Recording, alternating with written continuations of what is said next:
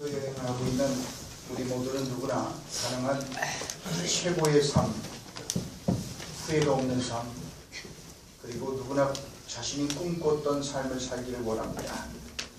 한 번밖에 없는 인생이기에 자신의 인생을 만끽하고 최선을 다하고 그리고 업적도 남기고 인정을 받으며 또 사랑하고 사랑받으며 기쁨을 누리고 기쁨을 나누며 그리고 마지막에는 할 수만 있다면 편안하게 그렇게 삶을 마치기를 원합니다. 하지만 오늘날 우리는 모두 혼란과 상실이 확신과 안정을 대신하는 시대에 살고 있습니다. 모든 것들이 불투명해지고 불확실해지고 있습니다. 한 치 앞도 내다보기가 점점 더 어려워지고 있습니다. 삶의 앞뒤가 점점 더 불확실해지고 있습니다. 수많은 사람들이 소중한 많은 것들을 잃어버리고 있습니다. 건강을 잃어버리고 직장을 잃어버리고 사업을 잃어버리기도 하고 열정을 잃어버립니다. 또 사랑하는 이들을 먼저 떠나보내기도 합니다. 또 우리는 나이가 들게 되면 누구나 원하지 않는 세계로 들어가게 됩니다. 그렇습니다. 우리는 인간이라는 그 사실 그 자체 하나만으로도 깨어짐의 경험을 할 수밖에 없습니다. 그렇기 때문에 세월이 지나면은 몸이 예전처럼 말을 듣지 않게 되고 기억도 약해집니다. 우리는 모두 피하고 싶어 하면서도 원하지 않는 세계로 들어가게 되는 경험을 할 수밖에 없는 그런 존재들입니다. 그래서 많은 사람들이 자신이 꿈꿨던 삶이 아니라 꿈에도 생각하지 못했던 현실에 도착한 까닭에 많이 한자실합니다. 수많은 사람들이 단 한 번도 결코 원하지 않았던 자리에 와 있는 까닭에 고통스러워합니다. 이처럼 우리는 살아가면서 수없이 원치 않았던 상황과 처지에 도착하곤 합니다. 한 번도 생각해보지 못했던 고난과 시련이라는 환경 속에 처하게 되기도 합니다. 그저 드라마나 영화에나 나올 법한 이야기라고 생각했던 것이 나와는 전혀 상관이 없는 이야기처럼 생각했던 것이 어느 날 자신의 이야기가 된 까닭에 혼란 속에 빠지게 됩니다. 그래요. 그래서 우리는 누구나 정말 생각지도 못했던 이런 일이 나한테 일어날까? 이런 일이 내 사랑하는 자녀에게 일어날까? 이런 일이 우리 가정에 하필이면 일어날 수 있을까? 그런 생각을 했던 일이 우리에게 일어날 때 비로소 우리는 우리가 결코 원치 않았던 장소에 와 있음을 깨닫게 되지요. 건강검진을 받았는데 생각지도 못한 그런 뜻밖의 결과를 얻었거나 아니면 직장에서 어느 날 이제 떠나야 되는 순간을 맞이하게 됩니다. 또 하여간 우리는 수많은 그런 일들을 통하여서 결코 원치 않았던 그런 현실에 들어서게 되는 경험을 하게 됩니다. 처음에는 부푼 기대와 소망으로 시작한 결혼 생활이 생각지도 못했던 방향으로 흘러가게 되었을 때 깊은 고민에 빠집니다. 기대했던 자녀들이 어긋난 길로 가는 까닭에 가슴앓이를 합니다. 이 세상은 하나님께서 태초에 창조하신 의도에서 많이 벗어나 있습니다. 세상은 파괴되었고 깨어져 있고 그래서 수많은 에러가 꼬리를 물고 일어납니다. 그런 까닭에 우리는 이 깨어진 세상에서 살아가면서 원하지 않는 상황과 현실 속에 처하게 되고 그리고 그 상황, 그 세계 속에서 우리는 살아가야 합니다. 자, 그래서 다른 어떤 시대보다도 더더욱 원치 않았던 현실이 되어가고 있는 시절을 살아가고 있는 우리 모두에게 필요한 것은 이런 혼란과 상실의 시대를 우리가 어떻게 지혜롭게 살아갈 것인가 하는 것입니다. 이것이 오늘 우리에게 주신 본문 말씀을 통하여 우리가 배우게 되는 그런 교훈입니다. 이스라엘 백성들에게는 꿈에서라도 생각하기조차 싫은 것이 현실이 되었습니다. 그것이 뭡니까? 1절과 2절 말씀을 보십시오. 유다 왕 여호야김이 다스린 지 3년이 되는 해에 바벨론 왕 느부갓네살이 예루살렘 이르러 성을 에워쌌더니 주께서 유다 왕 여호야김과 하나님의 전 그릇 얼마를 그의 손에 넘기시매 그가 그것을 가지고 신할 땅 자기 신들의 신전에 가져다가 그 신들의 보물 창고에 두었더라. 기원전 약 605년경 예루살렘은 바벨론에 의해서 멸망을 합니다. 백성들은 미래와 모든 기회를 잃어버립니다. 한 나라가 다른 나라에게 주권을 빼앗긴다는 것이 정말 우리는 무엇을 의미하는지 우리들의 역사를 통해서 너무나도 잘 알고 있습니다.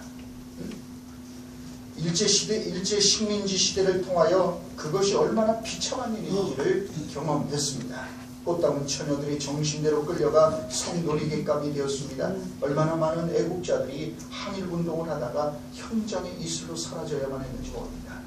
수많은 젊은이들이 꿈을 한번 펼쳐보지도 못하고 그렇게 정말 희생되었습니다. 다니엘과 그의 세 친구들은 나라가 망하자 자신들의 뜻과는 전혀 상관없이 바벨론 포로로 끌려갔습니다. 바벨론은 나름대로 식민지를 통치하는 정책을 가지고 있었습니다. 그들은 이스라엘 국가 자체를 소멸시키기보다는 그들의 정체성과 문화를 빼앗은 뒤에 철저한 식민 국가로 세우는 쪽을 선택했습니다. 그러한 통치 전략의 일환으로 이스라엘에서 가장 장래가 촉망되는 우수한 젊은이들을 선발해서 바벨론 왕실로 데려와 철저하게 바벨론의 문화와 언어와 철학과 과학을 가리켜 바벨론 사람으로 만든 뒤에 그들을 꼭두각시로 삼아서 통치하고자 했습니다. 과거 일제가 황국 신민화 정책을 통해서 시도했던 것처럼 이스라엘 사람들을 데려다가 손까지 바벨론 색깔로 완전히 물을 들이고자 했습니다. 자, 3절과 4절 말씀을 계속해서 보십시오. 왕이 환관장 아스브나스에게 말하여 이스라엘 자손 중에서 왕족과 귀족 몇 사람 곧 흠이 없고 용모가 아름다운 모든 지혜를 통찰하며 지식에 통달하며 학문에 익숙하여 왕궁에 설만한 소년을 데려오게 하였고 그들에게 갈대아 사람이 학문과 언어를 가르치게 하였고. 자, 이런 것이 다니엘과 그의 친구들이 도착하게 된 세계였습니다. 얼마 전까지만 해도 이스라엘의 백성으로 살았는데 이제는 바벨론의 백성이 되었습니다. 얼마 전까지만 해도 조국 땅에서 꿈을 키우고 민족과 역사를 새롭게 하는 데 쓰임받는 인생이 되고자 그렇게 준비하고 있었던 사람들이었는데 이제는 낯선 바벨론이라는 땅에 끌려와서 포로가 되어 있습니다. 뿐만 아니라 바벨론은 그들에게서 그들의 언어와 사상과 학문을 빼앗고 바벨론의 것을 주입하고자 했습니다. 모국어를 빼앗겼습니다. 그래서 바벨론의 언어를 배워야 했고 바벨론의 철학을 바벨론의 모든 것을 그들은 이스라엘 것을 다 포기하고 내려놓고 그렇게 하도록 강요받았습니다. 언어를 빼앗는다는 것은 혼을 빼앗는 것과 다름이 없습니다. 그 민족의 역사를 빼앗는 것과 마찬가지입니다. 그래서 이들은 끌려왔을 뿐만 아니라 이 원치 않았던 세계에 들어왔을 뿐만 아니라 그 모든 것들을 빼앗겼어요. 언어를 빼앗기고. 자, 5절을 보십시오. 더 나가서 또 왕이 지정하여 그들에게 왕의 음식과 그가 마시는 포도주에서 날마다 쓸 것을 주어 3년을 기르게 하였으니 그 후에 그들은 왕 앞에 서게 될 것이라. 바벨론은 다니엘과 그 친구들에게서 무엇을 또한 빼앗았습니까? 음식마저도 빼앗았습니다. 우리가 잘 알듯이 유대인들은 코셔라는 음식을 먹지요. 조리 방법부터 조리 도구까지도 성별된 것이어야 됩니다. 랍비에 의해서 검사가 돼서 인증을 받아야 돼요. 우리 햇섭이라는 거 요즘 식품 붙어 있는 것처럼 이 코셔 인증 마크가 붙어 있는, 지금도 다국적 기업들은 그런 코셔 음식을 만들어내죠. 그게 하나 큰 시장이 된다고 해요. 그 옛날에는 뭐 더더욱 심했죠. 유대인들이 이 정결법이 굉장히 까다로웠기 때문에. 그래서 이 유대인들은 유대인들이 먹는 음식이 있는데, 그래서 그들은 먹지 말아야 될 음식이 많고 먹을 수 있는 게 다 이게 나눠져 있었단 말이죠. 그런데 이 바벨론에 끌려와갖고 이 바벨론 왕실의 음식, 왕의 음식과 그가 마시는 포도주, 그걸 먹도록 강요받는단 말이죠. 바벨론 사람들은 전통적으로 고기와 포도주를 제단에 바치며 우상들을 섬겼고, 그리고 일단 제사가 끝나면 신들에 대한 충성의 표시로 왕과 신하들이 남은 고기와 포도주를 나눠 먹었습니다. 바벨론의 우상들에게 드려진 음식을 먹고 마신다는 것은 그 신의 권위에 굴복한다는 의미를 가지고 있었습니다. 곧 그 제단에 바쳐졌던 음식을 먹는 것은 그들이 지금 현재 누리고 있는 풍요로움과 힘의 원천이 바로 이 바벨론의 그 우상 신들임을 인정하고 고백하는 행위였어요. 그래서 그들은 고기와 이 포도주 이걸 그런 우상 신들에게 바쳤다가 그걸 가지고 나눠 먹으면서 그 바벨론의 신들이 우리를 보호해주고 우리를 지켜주고 우리를 이렇게 강대국으로 만들어준다라고 그렇게 고백했던 거죠. 자, 그렇기 때문에 이 왕의 포도주와 왕의 주는 고기를 먹는다는 것은 이처럼 우상들에게 드려졌던 그런 우상숭배의 음식을 먹는 것이었어요. 그렇게 하면서 완전히 이스라엘 백성들의 이 정체성을 이게 말살하려고 하는 거죠. 뿐만 아니라 바벨론은 다니엘과 세 친구에게 무엇을 빼앗았습니까? 음식, 그들은 언어와 사상과 그리고 조국을 빼앗을 뿐만 아니라 그리고 또 음식도 빼앗았고 또 뭘 뺏었습니까? 7절 보십시오. 환관장이 그들의 이름을 고쳐 다니엘은 벨드사살이라고, 하나냐는 사드락이라고, 미사엘은 메삭이라고, 아사랴는 아벤누고라고. 결국 바벨론은 다니엘과 그 친구들의 이름마저도 빼앗았습니다. 일제가 창씨 계명을 통해서 우리나라에 시도했던 것처럼 말이죠.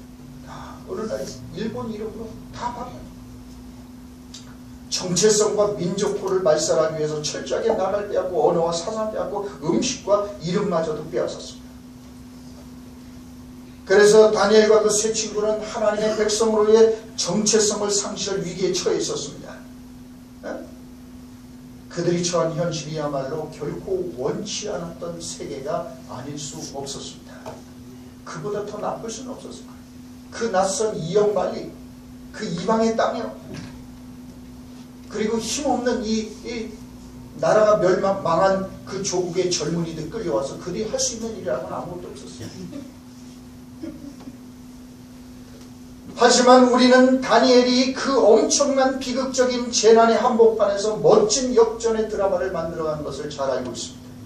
그래서 우리는 다니엘의 이야기를 통하여 결코 우리가 원치 않았던 세계의 속에 있을지라도 그 속에서 우리가 얼마든지 멋진 삶을 살아갈 수 있음을 우리는 배우게 될 것입니다. 앞에서 말씀드렸듯이 바벨론은 다니엘과 그 친구들에게 조국과 모국어와 음식과 이름마저도 빼앗았습니다. 그런 원치 않았던 세계 속에서 다니엘에게는 두 가지 선택 가능성이 있었을 겁니다. 조국의 현실에 눈을 감은 채 이왕 이렇게 됐고 내 잘못으로 인해 조국이 멸망한 것도 아니고 내가 원해서 이 땅에 끌려온 것도 아니고 그러나 다행히도 왕실 장학생으로 선발이 돼서 바벨론 드림을 이룰 수 있는 그런 기회를 얻었기 때문에 어차피 이래도 한 세상 저래도 한 세상 이거는 내가 원했던 것이 아니지만 어쩔 수 없지 않냐 그렇게 생각해서 바벨론 편에 서서 바벨론의 신여로서 그렇게 타협하고 적당하게 살아갈 수도 있었을 겁니다. 다른 한편으로는 하나님의 백성의 정체성을 잃지 않고 끝까지 신앙의 길을 선택해서 가는 가시밭길이 있었습니다. 사실 당장 눈앞에 펼쳐진 현실만 놓고 보면은 바벨론의 달콤한 유혹을 뿌리치기가 쉽지 않은 상황이었을 겁니다. 조국은 망하고 예루살렘 성은 불탔고 앞날을 기약할 수 없는 상황이었습니다. 언제 이스라엘이 다시 회복될지 가늠해 볼 수도 없었습니다.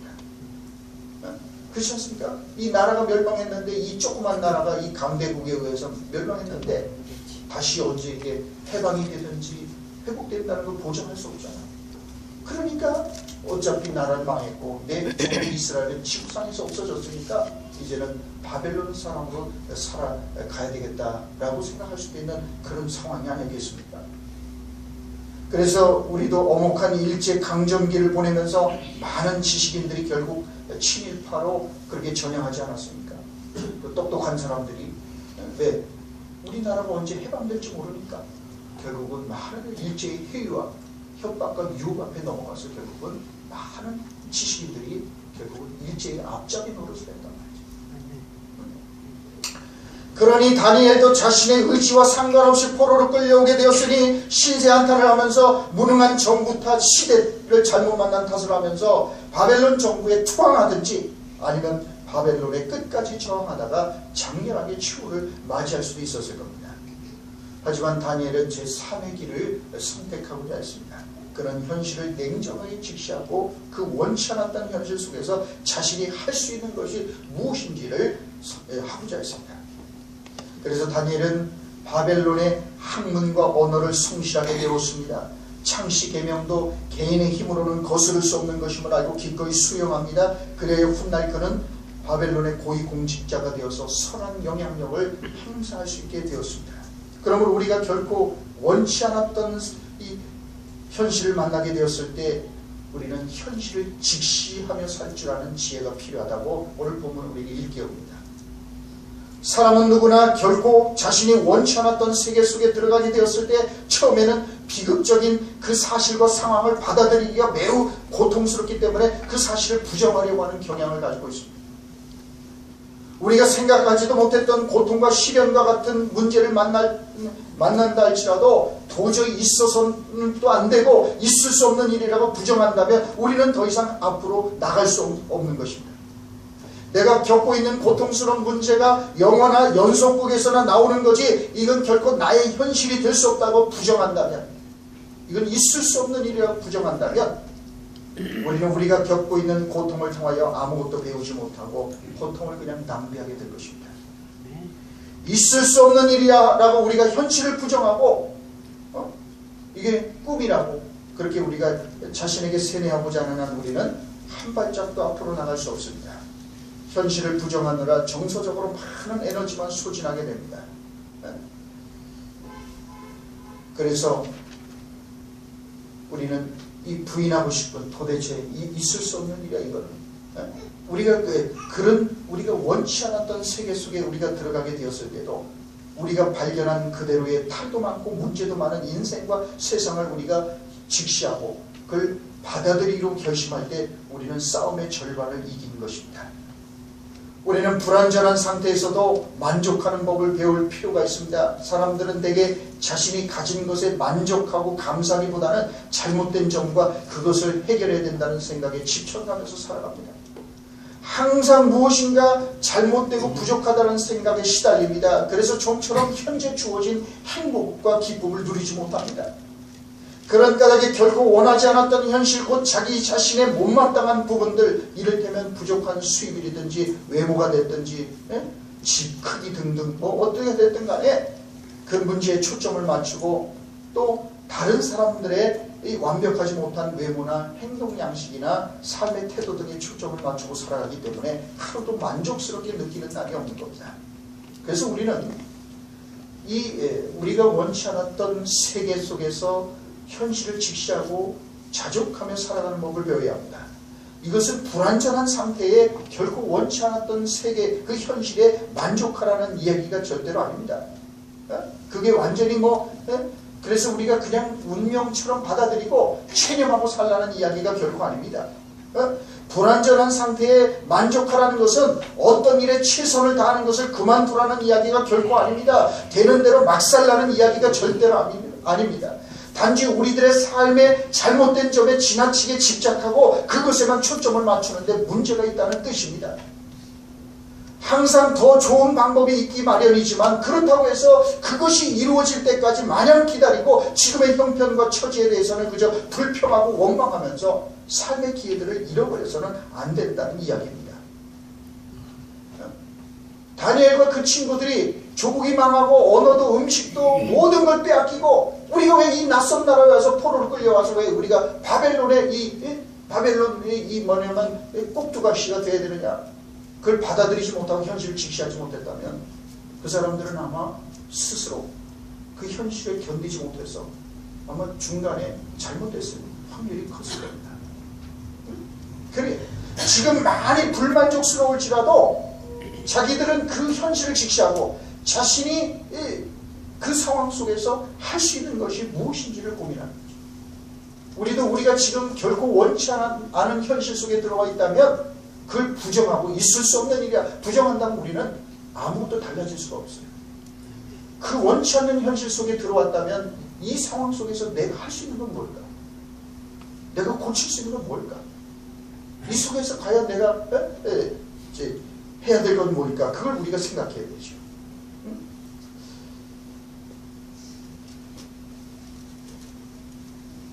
다니엘은 자신이 처한 현실을 비관하며 불평하며 인생의 귀한 시간과 기회를 낭비하고자 하지 않았습니다. 그는 자신이 바꿀 수 없는 것은 받아들이고 바꿀 수 있는 것은 기꺼이 바꿔나가고자 그렇게 결단했습니다. 이것이 우리가 원치 않았던 세계 속에서 살아가는 그런 삶의 지혜라는 것을 잊지 말아야 합니다. 아마도 많은 분들이 라이놀드 니버의 유명한 기도문을 기억할 것입니다. 하나님 아버지, 고칠 수 있는 것은 고칠 수 있는 용기를 주시옵소서. 그러나 고칠 수 없는 것에 대해서는 그것을 받아들일 수 있는 냉정함을 주시옵소서. 그리고 고칠 수 있는 것과 고칠 수 없는 것을 식별할 수 있는 지혜를 주옵소서. 멋진 기도문이 아닐 수 없습니다. 여러분, 얼마든지 고칠 수 있는 것은 고칠 수 있는 용기를 달라고 그는 구합니다. 그리고 더 중요한 것은 고칠 수 없는 것은 그대로 받아들일 수 있는 냉정함을 갖는 것입니다. 아무리 해도 고칠 수 없는 것이 있습니다. 우리는 조국을 바꿀 수 없습니다. 부모님을 바꿀 수 없습니다. 또한 우리 인생의 과거에 일어났던 일을 바꿀 수 없습니다. 냉정하게 받아들여야 합니다.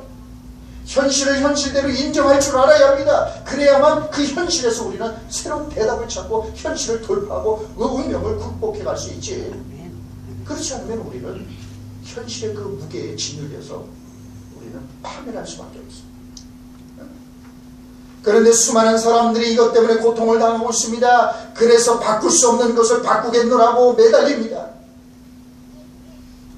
얼마든지 개선하고 바꿀 수 있고 변화시킬 수 있는 것은 그저 숙명과 운명으로 체념하고 받아들이고, 바꿀 수 없는 것은 바꾸겠다고 평생을 그러면서 인생의 시간과 기회와 에너지를 낭비하는 어리석음을 보고,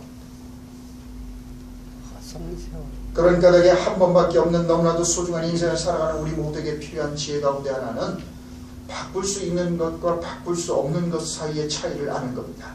지혜로운 삶은 여기서부터 시작됩니다. 우리는 이 두 가지 사이를 올바로 식별할 수 있을 때 바꿀 수 없는 것을 바꾸겠다는 어리석음으로 우리에게 주어진 시간을 낭비하지 않습니다. 또한 얼마든지 바꿀 수 있는 것을 바꾸지 않고 그냥 운명론자가 돼서 초라하게 살아가지 않습니다. 운명과 맞서 싸우고 환경에 굴복하지 않는 사람으로 살아가게 되는 겁니다. 다니엘은 바벨론 왕실에 끌려갔을 때 바꿀 수 없는 것은 받아들이고 자신이 바꿀 수 있는 것에 집중하고자 했습니다.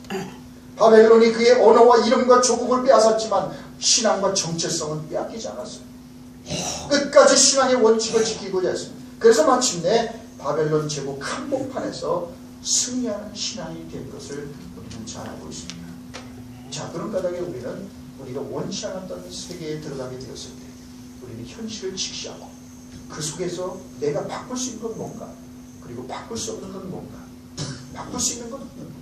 그래서 우리는 그 사이를 식별하고 바꿀 수 없는 것은 받아들여야 돼요, 현재. 그리고 바꿀 수 있는 것은 우리가 바꾸면서 우리들의 운명을 우리가 돌파해 가야 된다는 거죠. 두 번째로, 결코 원치 않았던 세계에서 살아가는 삶의 지혜는 무엇보다도 좋은 태도가 중요하다는 것입니다. 두레박 이야기가 있습니다. 하나는 낙천주의자였고 다른 하나는 염세주의자였습니다. 긴 두레박이 우물 속으로 내려가면서 이렇게 말합니다. 나만큼 실망스럽게 사는 놈은 없을 거야. 우물에서 나올 때는 언제나 가득 차서 나오지만 들어갈 때는 항상 텅 비어있다는 말이야. 그러자 이번엔 꽉 찬 두레박이 우물에서 나오면서 이렇게 말했습니다. 나는 언제나 텅 빈 상태로 우물에 들어가는데 나올 때는 언제나 가득 차서 나온단 말이야. 우리가 어떤 태도를 가지느냐, 어떤 시각으로 인생을 바라보느냐에 따라서 이렇게 달라질 수 있는 것입니다. 이 세상은 계속 돌아갑니다. 우리들의 형편과 처지를 고려해 주지 않습니다. 바벨론의 왕실 프로그램은 다니엘과 그 세 친구의 처지와 입장을 고려해서 돌아가지 않습니다. 철저히 바벨론 방식대로 움직입니다. 그러면 우리들의 인생에 있어서 정말 중요한 것은 우리들의 태도입니다. 우리들은 세상과 환경과 조건이 바뀌기만을 기다리면서 싫으면서도 마지못해 직장을 다니고 억지로 공부하고 결혼 생활을 겨우 참고 억지로 유지하기는 하지만 참된 기쁨이나 평화를 누리지 못합니다. 죄와 공처럼 우리는 모든 상황을 우리의 삶에 꼭 맞추는 것은 불가능합니다. 그러나 우리의 태도를 맞추는 것은 가능합니다. 이것이 우리가 다니엘을 통하여 배울 수 있는 그런 두 번째 교훈입니다. 다니엘은 얼마든지 절망하고 낙심할 수밖에 없는 그 상황 속에서 좋은 태도와 자세로 미래를 준비해 갔습니다. 하나님의 때를 기다리면서 열심히 경영 수업을 했습니다. 그래서 기회가 왔을 때 그 기회를 역전의 기회로 만들 수가 있었습니다. 그는 준비했고, 그리고 준비된 그에게 기회가 왔을 때, 그래서 그는 바벨론의 고위 공직자가 되는 그런 사람이 되었습니다. 시드로 백스터가 쓴 책 내 마음아 깨어나라 라는 책에서 그는 이런 말을 합니다. 장애물과 기회의 차이가 무엇인가? 그것에 대한 우리의 태도이다. 모든 기회에는 어려움이 있으며 모든 어려움에는 기회가 있다. 우리가 가지고 있는 태도 여하에 따라서 어떤 사람은 위기 속에서 기회를 찾아내고 어떤 사람은 기회 속에서 위기만 보는 까닭에 삶을 풀어가는 수준이 달라지는 겁니다. 그렇습니다. 우리들의 인생은 숫돌에 비유될 수 있습니다. 숫돌이 당신을 갈아 없애느냐 아니면 당신을 빛나게 갈아주느냐 하는 것은 당신이 그것을 어떻게 이용하느냐에 달려 있습니다. 숫돌에 갈려서 그냥 사라지는 인생이 될 것인가, 아니면 숫돌에 갈려서 오히려 더 빛나는데 반짝반짝 빛나는 존재로 그렇게 나올 것인가. 그거는 우리가 그것을 어떻게 이용하느냐에 달려 있습니다. 여는 바람을 등지고 나는 것이 아니라 바람을 안고 납니다. 바람이라는 원치 않는 세계와 현실 때문에 여는 하늘 높이 날아오를 수가 있는 거예요. 하나님께서는 연단과 훈련을 통하여 사람을 세우십니다. 그래서 우리는 종종 원치 않았던 세계 속에서 살아가게 됩니다. 그래서 우리들의 인생에 있어서 원치 않았던 현실 속에서 우리는 무엇보다도 좋은 태도를 유지하도록 힘써야 됩니다. 불평하지 말아야 합니다. 이것이 다니엘이 보여주는 거예요. 그는 그것에서 불평하지 않았어요. 원망하지 않았어요. 그런다고 달라질 게 뭐가 있어요? 지금 자기에게 일어난 조국은 멸망했고, 자기는 이 낯선 이방 땅에 끌려왔고, 이 바벨론 왕실에 와 있습니다. 그래서 바벨론의 사상과 언어와 철학과 문학을 배워야 됐고, 이름마저 빼앗겼지만, 그러는 내가 바꿀 수 없는 그것 갖고 한탄하고 불평한다면 뭐가 달라지겠냐, 이런 스트레스 때문에 위장병만 생기고 신경쇠약증이 걸리고 결국 그러다 끝나지 않겠어요. 그 속에서 자기가 할 게 뭔가. 세상은 그렇게 달라졌지만 내가 바꿀 수 있는 것은 나는 비록 내 삶의 모든 환경이 이렇게 원치 않았던 곳에 있지만 내 태도는 내가 스스로 선택하고 결정할 수 있는 거죠. 그래서 그는 그 상황에서도 좋은 태도로 살아가기로 결심한 거죠. 우리가 잘 알듯이 요셉은 혹독한 고난의 현실 속에 들어갔습니다. 그것은 결국 그가 자발적으로 선택한 세계가 아니었습니다. 꿈에라도 생각한 적이 없었던 그런 원치 않았던 세계입니다. 형들에 의해서 그는 뭡니까? 애굽으로 노예로 팔려갑니다. 그리고 보디발의 집에 가서 노예살이를 합니다. 언제 끝날지도 모르고 언제 풀려날지도 모르는 그런 절망적인 현실 속에 들어갑니다. 그런데 여러분, 그 억울한 누명을 뒤집어 쓰고 감옥 속에까지 들어가게 될 줄 누가 알았겠습니까? 그런데 요셉은 그런 원치 않았던 세계를 통과하면서 마침내 애굽의 총리의 자리에 오르는 사람이 되지 않았습니까? 그의 섬뜩한 고난의 현실은 오히려 그에게 기회가 되었습니다. 7년의 무서운 흉년은 요셉에게 그의 영향력을 확실하게 만드는 기회가 되었습니다. 원치 않았던 그 세계, 원치 않았던 그 현실이 오히려 이 요셉으로 하여금 애굽의 총리가 될 수 있도록 하는 그런 놀라운 자양분이 됐던 것을 우리는 역사를 통해 하지 않습니다. 다니엘 역시 포로로 끌려간 바벨론에서 이처럼 멋지게 바벨론 드림을 이루었습니다. 상상하지 못했던 그 세계 속에 끌려 들어갔지만은 다니엘은 좋은 태도로 임했기 때문에 그런 역경을 오히려 기회로 바꿔갈 수가 있었던 것입니다. 자, 그리고 끝으로 세 번째로 8절 말씀을 보십시오. 다니엘은 뜻을 정하여 왕의 음식과 그가 마시는 포도주로 자기를 더럽히지 아니하리라 하고 자기를 더럽히지 아니하도록 환관장에게 구하니. 다니엘이 결국 원하지 않았던 그 현실 속에서 정한 것은 무엇이었습니까? 그는 뜻을 정했습니다. 다른 건 그가 정할 수 있는 게 없어요. 언어를 정할 수 있습니까? 뭘 정할 수 있습니까? 그러나 뜻은 그가 정하고 있었어요. 비록 이해가 되지 않고 납득이 되지 않는 곳에 와 있다고 할지라도 필시 하나님의 더 크신 계획과 섭리 속에 있음을 믿고 뜻을 정했습니다. 바벨론에 있지만은 바벨론 사람이 아니라 하나님의 사람으로 살아가고자 그는 그렇게 뜻을 정했습니다. 하나님은 결코 실수하시지 않습니다. 비록 지금은 이해가 되지 않고 설명이 되지 않는 고난 가운데 있을지라도 성도는 절대로 망하지 않습니다. 내가 서 있는 것이 바로 나의 소명의 자리입니다. 우연이 아닙니다. 어쩌다가 그렇게 된 것이 아닙니다. 하나님의 섭리와 경륜 속에 있는 것입니다. 거듭 말씀드립니다. 우리들의 인생은 몇 구간만 봐서는 모릅니다. 인생은 전체를 봐야 합니다. 지금 내가 하나님의 섭리와 경륜 속에 있다는 사실을 깨닫는 게 중요합니다. 하나님께서 줄로 지어준 구역 속에 있다는 것을 내가 알아야 합니다.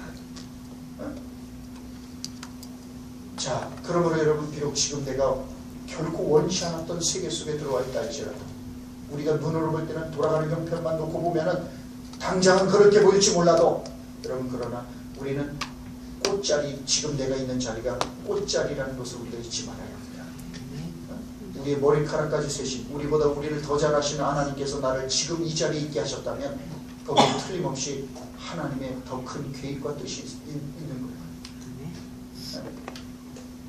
그러므로 우리는 다시 생각해야 합니다. 비록 지금 내가 어떤 처지, 어떤 고통, 어떤 고난과 시련 속에 있든지 간에 하나님께서 함께하고 계신다는 사실을 말입니다. 다른 사람을 원망하고 불평하느라 인생의 시간을 낭비하지 말아야 합니다.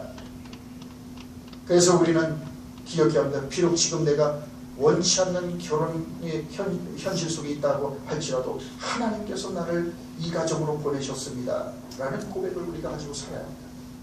내가 어쩌다가 팔자가 사나워서 이런 놈의 집구석에 와서 허구한가 이런 고생을 하는가, 복도 지질이 없다라고 말하지 마십시오. 스스로 자신의 인생을 저주하지 마십시오. 그런다고 상황이 달라지지 않습니다. 눈에 뭐가 씌어서 내가 어쩌다가 이런 위인을 만나서 오늘까지 이 고생을 하면서 아등바등 살아야 되느냐고 탄식하지 마십시오. 남편 탓을 하지 마십시오. 친정 탓도 시대 탓도 하지 마십시오. 대통령 탓도 하지 마십시오. 그런다고 달라질 거 아무것도 없습니다. 불평하고 원망한다고 해서 나아질 것도 없습니다. 그러므로 잘못 만났다고 불평하고 잘못 선택했다고 발등을 찍고 싶다고 원망 그렇게 하지 말고 하나님께서 보내셨다고 고백해 보십시오. 여러분, 요셉이, 우리가 잘 알듯이 요셉이 그러지 않습니까? 그렇게 노예로 팔려가고 그랬지만 나중에 창세기 45장 5절로 8절에서 뭐라고 말합니까?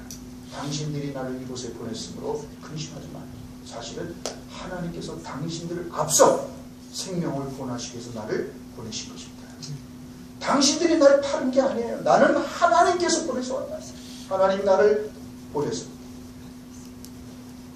나는 이거죠. 하나님께서 나를 보내셨다는 거예요. 노예로 팔려간 그 원치 않았던 이 요셉의 그 세계가 하나님께서 파송하신, 이게 not sold but sent, 팔려온 게 아니라 파송을 받아서 왔다.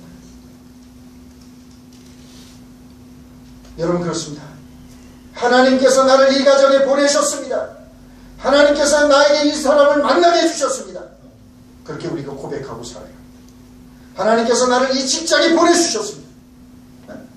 하나님께서 지금 내가 처한 자리에 보내주셨습니다 라고 고백하십시오. 그러면 모든 것이 새롭게 보일 것입니다. 아무리 힘들고 어려워도 하나님의 뜻을 무시하고 우리 자신의 기분과 감정과 느낌과 생각대로 움직이지 말아야 합니다. 그래, 비록 지금 당장 내가 뛰쳐나가고 싶은 현실일지라도, 지금 내가 정말 이 부인하고 싶은 그런 내가 결코 원치 않는 세계 속에 내가 지금 들어와 있다 할지라도, 여러분, 하나님께서 나를 이곳에 보내셨고 하나님께서 그 자리, 그리고 그 자리가 내 인생의 꽃자리라는 것. 그래서 요셉은 바로 그 자리에서 그 인생의 절정을 맞이하지 않습니다. 요셉도, 그리고 다니엘 역시 바로 그 바벨론 땅에서 바벨론 드림을 이루지 않습니까? 자, 8절 말씀을 다시 보십시오. 다니엘은 뜻을 정하여 왕의 음식과 그가 마시는 포도주로 자기를 더럽히지 아니하리라 하고 자기를 더럽히지 않도록 환관장에 구하니, 다니엘이 환관장에 또한 구한 것은 뭡니까? 그가 뜻을 정한 일, 왕이 제공해주는 산의 진미를 마다하는 것이었습니다. 여러분, 보통 사람들 같으면은 오히려 좋은 음식을 달라고 데모하려고 하지 않겠습니까? 오히려 풀만 주고 말이죠, 이러면은 좋은 음식 달라고 데모를 하지 않겠어요? 그러나 오히려 이 다니엘은 거꾸로 왕의 살의 진미를 우리는 먹지 않겠다. 우리는 채식을 하겠다. 우리는 코시 음식을 먹겠다. 우리는 그렇게 해달라고. 시원치 않은 음식을 오히려 그걸 먹게 해달라고 그렇게 오히려 구합니다. 다니엘은 왕의 음식을 거절했습니다. 대단한 기상이 아닐 수 없습니다. 포로로 끌려간 주제에 바벨론 왕실의 원칙을 바꾸라는 요구였어요. 당신들의 원칙을 바꿔주십시오.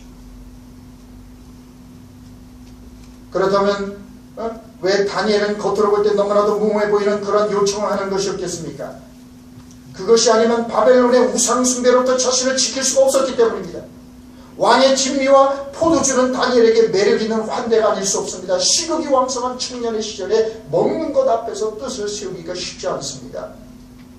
또한 생각하기에 따라 그까지 음식에서까지 뜻을 세울 필요가 있겠느냐라는 소리를 들을 수 있었을 겁니다. 또 유독 너만 그렇게 까다롭게 굴 필요가 뭐가 있냐는 비난을 들었을지 몰라요. 먹고 마시면 배설되고 많은 음식에서까지 하나님의 뜻을 찾을 필요가 뭐 있겠느냐는 그런 비난을 들었을지 몰라요. 그까지 음식. 그러나 다니엘은 비록 대부분의 다른 사람들은 다 타협하고 문화다, 이거는 그냥 다른 사람들이 다 그렇게 하는 거다라고 생각하고 넘어가고 있을 때 뜻을 세웠습니다. 바벨론 왕의 산의 진미와 포도주를 받아 먹기 시작하면 자신의 뜻과 생각을 지킬 수 없다고 믿었습니다.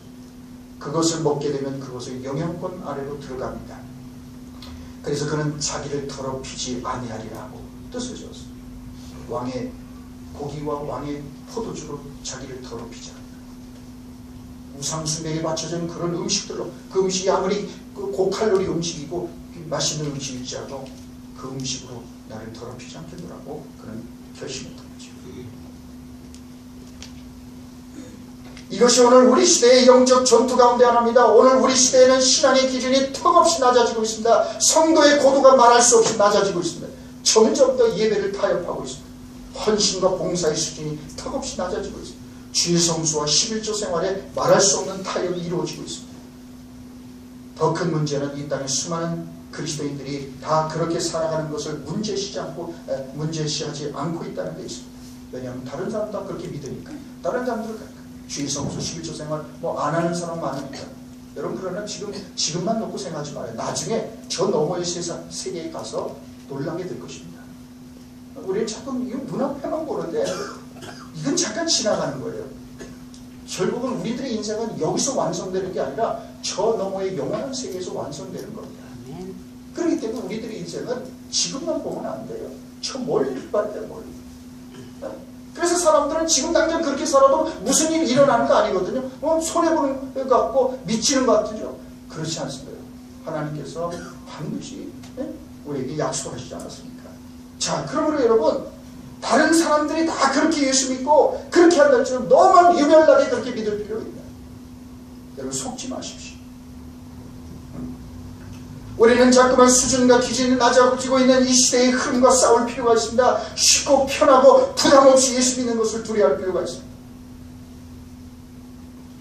그 속에서 그 결코 원치 않았던 세계, 그 왕실의 원칙까지 바꾸라고 요구했던 이 다니엘, 만약 그게 잘못되었다고 한다면 다니엘은 이게 포로로 끌려온 주제의 말이 많아. 먹으라면 먹는 거지. 이렇게 나올 수 있었을까? 그런데 그가 뜻을 설사 죽으면 죽으리다 하고 그가 뜻을 정하고 세웠을 때 여러분 어떻게 역사하셨습니까? 9절 말씀을 보십시오. 하나님께서 어떻게 역사하셨습니까? 하나님이 다니엘로 하여금 환관장에게 은혜와 긍휼을 얻게 하십니다. 여러분, 은혜와 긍휼이라는 단어는 바벨론 사전에는 나오지 않는 단어입니다. 그들은 무자비한 제국주의입니다. 하지만 하나님께서는 뜻을 정한 다니엘에게 환관장의 마음을 감동시켜서 은혜와 긍휼을 얻게 하셨습니다. 뜻을 정하고 살 때 일어날 가능성이 전혀 없는 것처럼 보였던 일이 일어나기 시작합니다. 결코 원하지 않았던 현실, 그리고 더욱 타협하고 싶은 유혹이 커지는 상황 속에서도 지켜야 될 신앙의 원칙을 지키면 우리 안에 내적인 힘이 생겨납니다.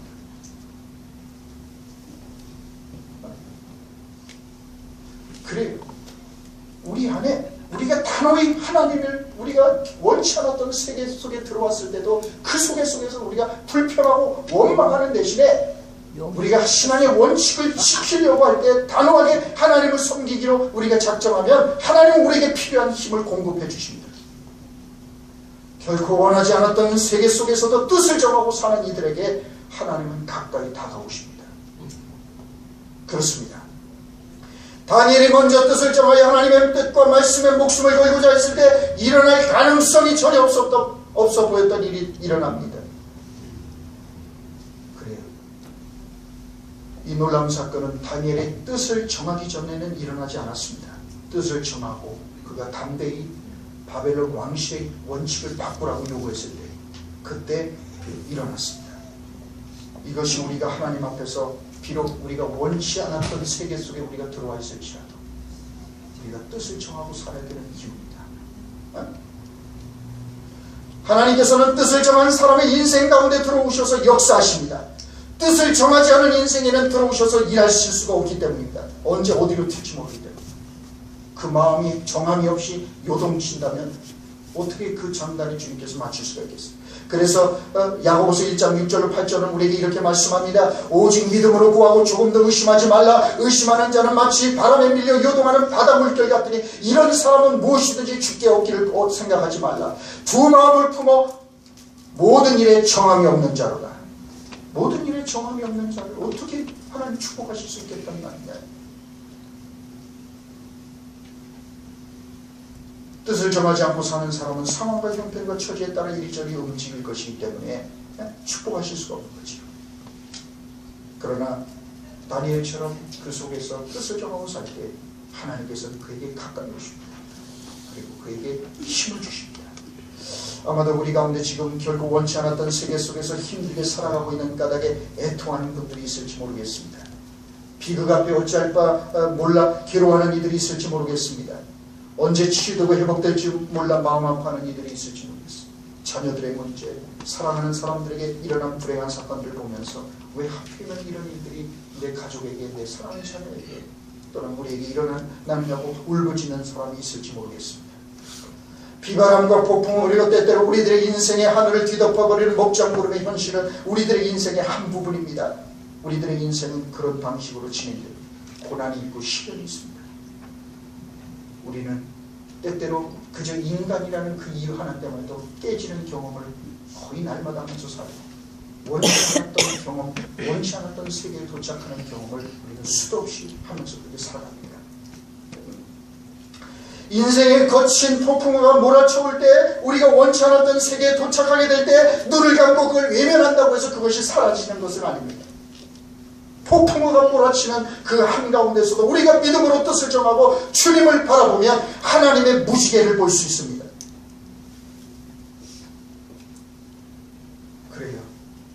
그래서 우리는 다니엘처럼 비록 우리가 지금까지 최선을 다해서 어려운 가운데서도 믿음을 지키러 여기까지 달려왔지만 그럼에도 불구하고 우리가 원치 않았던 세계에 들어와 있는 것을 발견해도 낙심하고 실망하지 마십시오. 불평하지 마십시오. 다니엘처럼 뜻을 정하고 그리고 우리가 현실을 직시하고 그 속에서 내가 바꿀 수 있는 건 뭐, 바꿀 수 없는 건 뭔가를 분별해서 바꿀 수 있는 건 바꾸고 그리고 무엇보다 더 좋은 태도를 가지고 우리가 임할 때 하나님께서는 오히려 우리가 결코 원하지 않았던 그 세계가 우리들의 인생의 꽃자리가 되게 하실 것입니다. 이런 은혜가 우리 모두 있기를, 고단한 현실 살아 여러분 모두 있기를 주의 이름으로 축원합니다.